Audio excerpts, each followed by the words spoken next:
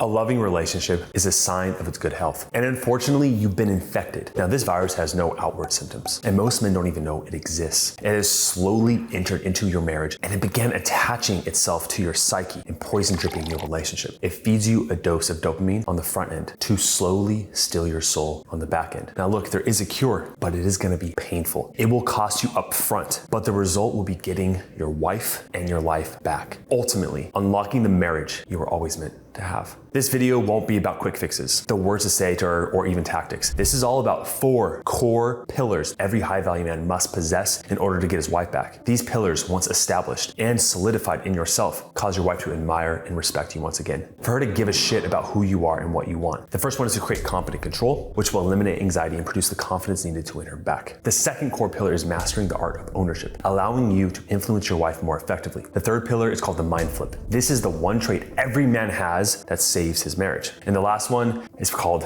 well, I'll have to save it for the end, but what it will do for you is that you will become emotionally bulletproof. So every time she's upset, every time she's pulling away, the neediness will just evaporate. You have power over your mind, not outside events. Realize this and you will find strength. For the few of you who don't know Marcus Aurelius, he was the last great Roman emperor, and he wrote a book called Meditations. Now, this man was known as the last great Roman emperor because he was the most powerful man in the known world. All the money, all the ability to just do whatever he wanted to whoever he wanted. I mean, all the women, and this man used none of that. He lived a simple life, okay? And that's why he was known as the last great Roman emperor, because he had all this power, but he didn't abuse it. And by the way, his book Meditations, if you haven't read it, it is a short book. And when I first started reading it, I was highlighting it. And I ended up, after the first 20 pages, highlighted every single word. I'm like, okay, this whole thing is gold. So, and some of the things he talks about are so relevant for today, I'd recommend it as a quick read. You can read it within like a day. And I want you to check out this idea of having the power, but not using it, from this clip here from Jordan Peterson. What it means is that being able to be cruel and then not being cruel is better than not being able to be cruel. Because in the first case, you're nothing but weak and naive. And in the second case, you're dangerous, but you have it under control. So all of this leads to our first principle, which is, what do you really control? Why do you think that 2 men, right, out of all the people across history of time, there is at least 1 or 2 or 20,000 people that have pretty much the same exact situation as you? I'm talking same age, same number of kids, same years married, same difficulties. She cheated on you with her boss or her ex-high school boyfriend. It's pretty much always those 2, right? Or a close friend or a neighbor. The point I'm trying to make is that you can have 2 guys with the 2 exact same situations, pretty much identical. Why is it that one man is able to save his marriage and the other is not?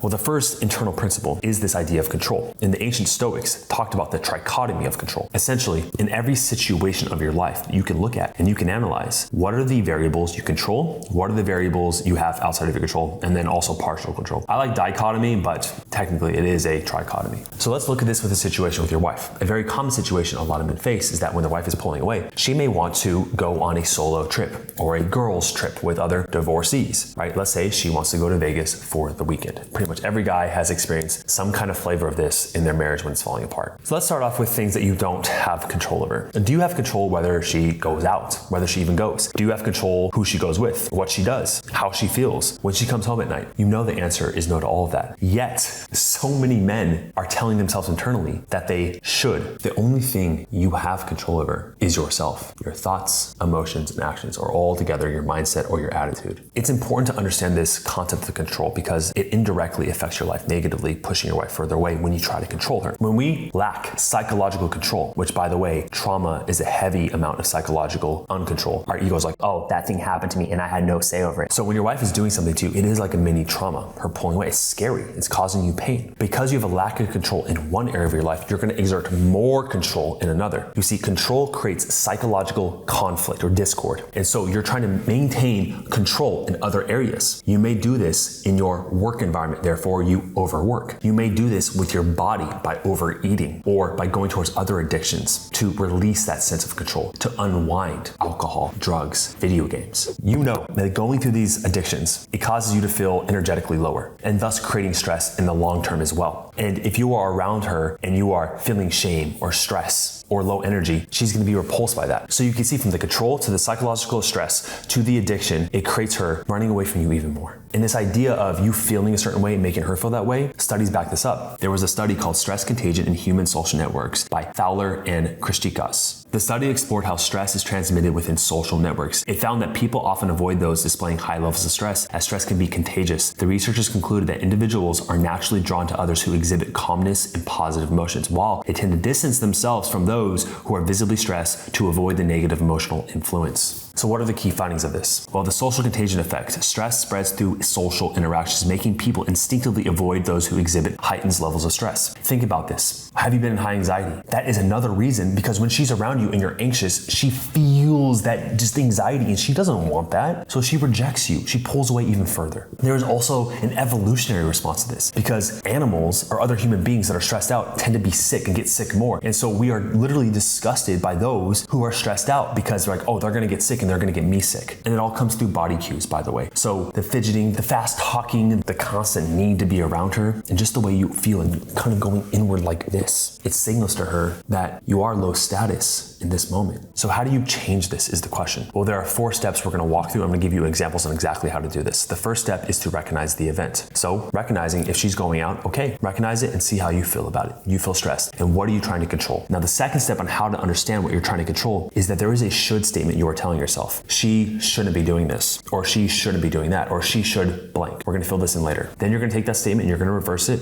And the 4th step is you're gonna ask why that new statement is true. This is called cognitive restructuring. And by the way, there is one quote that accurately sums up the idea of control here that you probably heard of. God, grant me the serenity to accept the things I cannot change, the courage to change the things I can, and the wisdom to know thy difference. So let's look at the first example. So the situation here is, let's say your wife hands you the divorce papers, okay? Now, when that causes internal conflict, it makes you feel bad, there is a should statement. There's a lack of acceptance. You are saying to yourself, maybe my wife should commit more to the marriage, or she shouldn't give up as easy. Let's do commit more to the marriage. Now, when you have those thoughts, how does it make you feel? Angry, resentful, pissed off. She feels those emotions, right? So all we're doing here, and I'm not injecting morality, by the way, what should or should not happen. We're just looking at this from ones and zeros, which means what you think, what you believe influences your results. And if you want the result to get your wife back, you must change your thoughts around this, okay? Your internal. Therefore, instead of saying my wife should commit more to the marriage, we can take one of these statements or one of these words and make it its opposite. So as an example here, let me just help you out. I know that's confusing sometimes to some people. So instead of your wife, who should commit more to the marriage?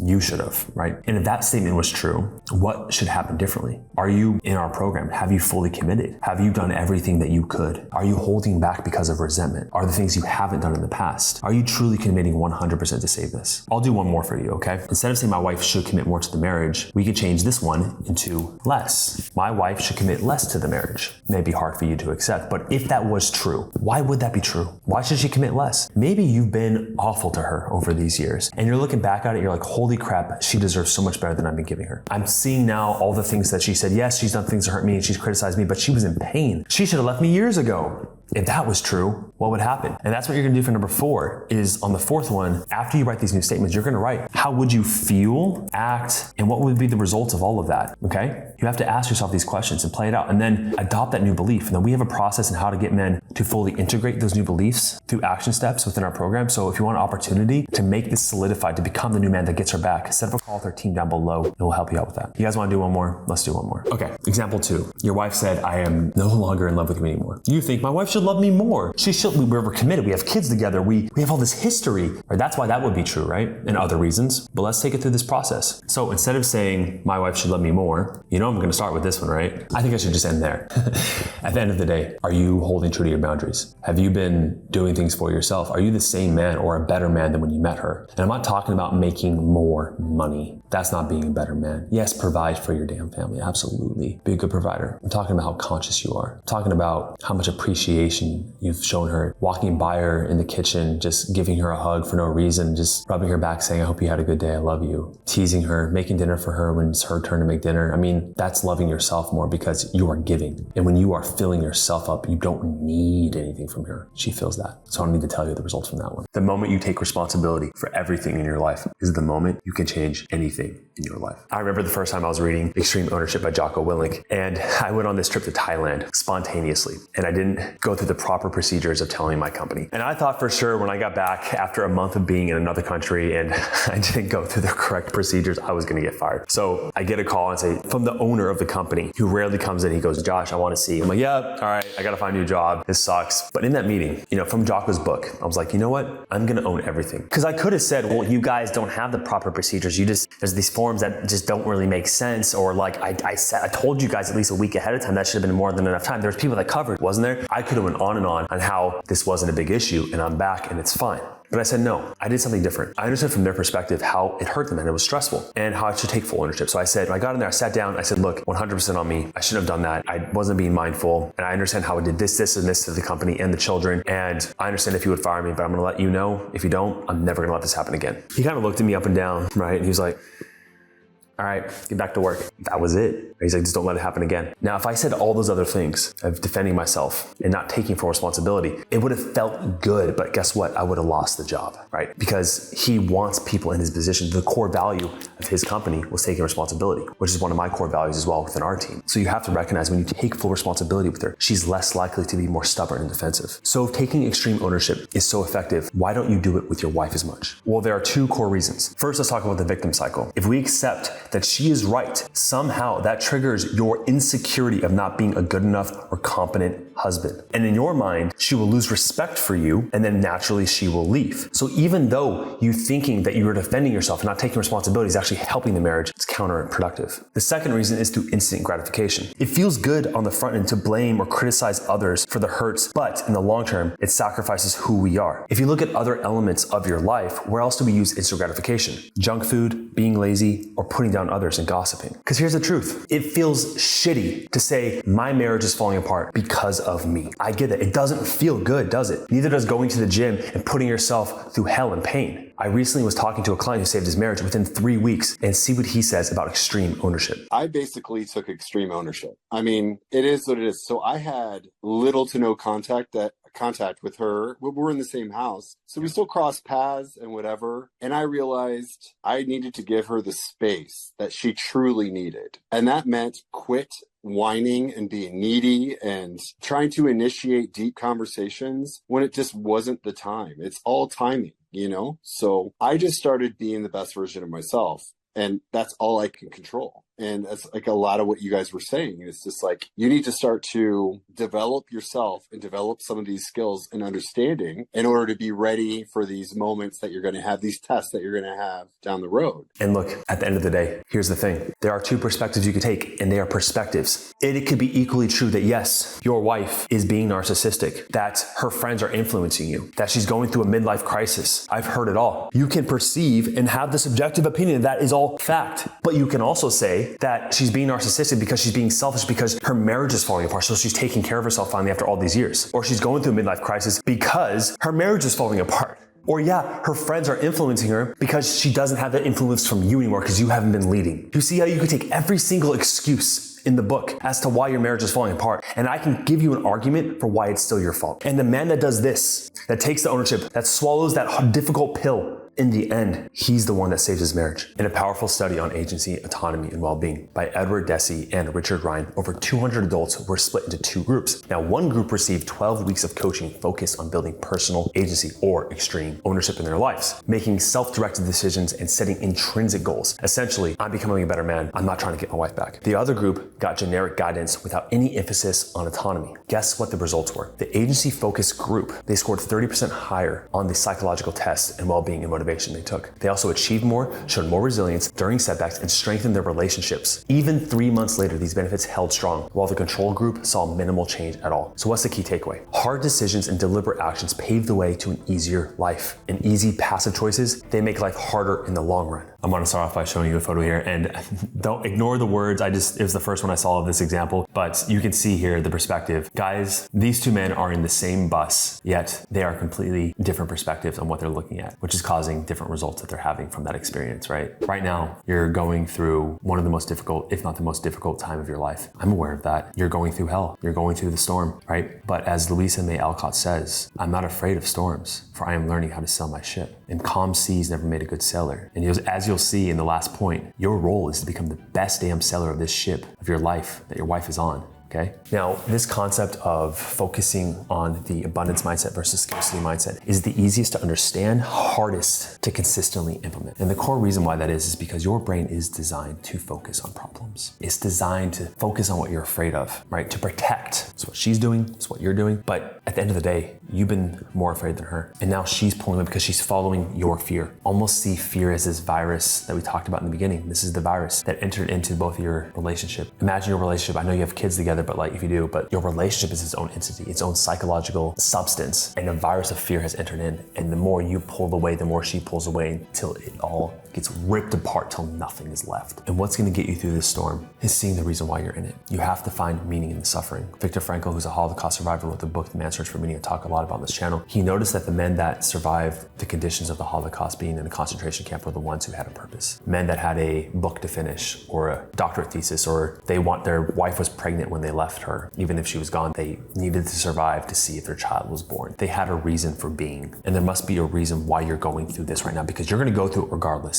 So the burden of that suffering is lessened when you have a reason why. I mentioned in a previous video about this concept about how in the book Undefeated Mind by Dr. Alex Lickerman, he talks about the study of these two people, groups of people who put their hand in freezing cold ice water, and who can ever do it longest. One group, they gave no reason why, just do it as long as you can. The other one, they're like, the longer you put your hand in there, the more money we donate to your favorite charity. They even measured like the telomeres or something on the skin that makes it harder. And their body literally reacted differently because they had a purpose, a reason for making it through all this pain. I mean, this is also accentuated in the book, The Upside of Stress by Kelly McGonigal. She talks about people who, when they go into an event means anything in life. And the people who are focused on what they can gain from the event versus what they can lose. The people that can gain things release DHEA, it's a growth promoting hormone. People who are stressed out and going to the negative release cortisol, which leads you to that lower value anxiety state. Are you focused on what you want and getting her back, or focused on losing her? I can't tell you how many times I got on a call with a guy and we do the 90-day visualization, and within seconds, they're going into what's wrong, what they're afraid of. You have to catch yourself with this. This is why joining our call, we could catch you immediately and saying, dude, like, you're focusing on the negative, because once you can shift this and focus on the positive, you take steps towards what you actually want. In this final core pillar, I'm gonna teach you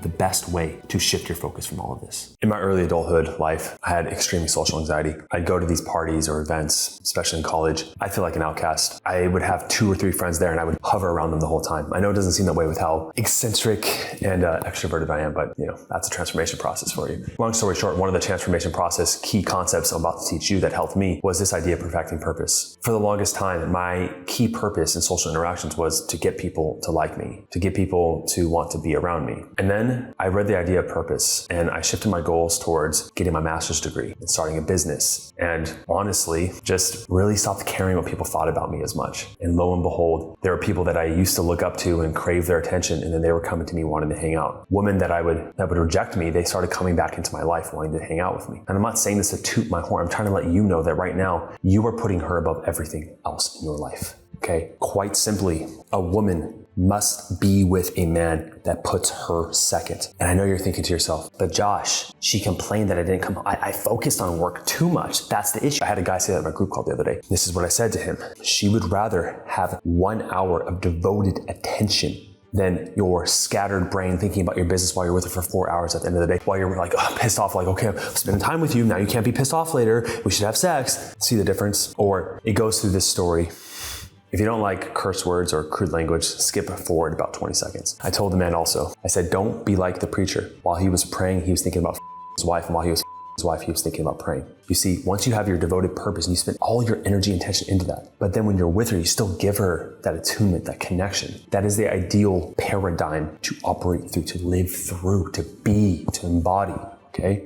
David Data says if you put your relationship above your purpose, you are disserving not just her, not just yourself, but the universe, because you have inherent gifts in your masculine ways that can serve humanity, tools. And I know you know those are skills. And if you are not spending your whole life developing that for the betterment of humanity, for creating, you're disserving your soul. And you are disserving her of the best, most authentic man that you used to be. Okay, this is where purpose comes in. Okay. And the thing is that you have to find that for yourself. If you guys want to check out the full testimony of Josh Still, click right here. It's a really good video. Thanks for watching, and I will see you in the next one. Book a call down below if you need help.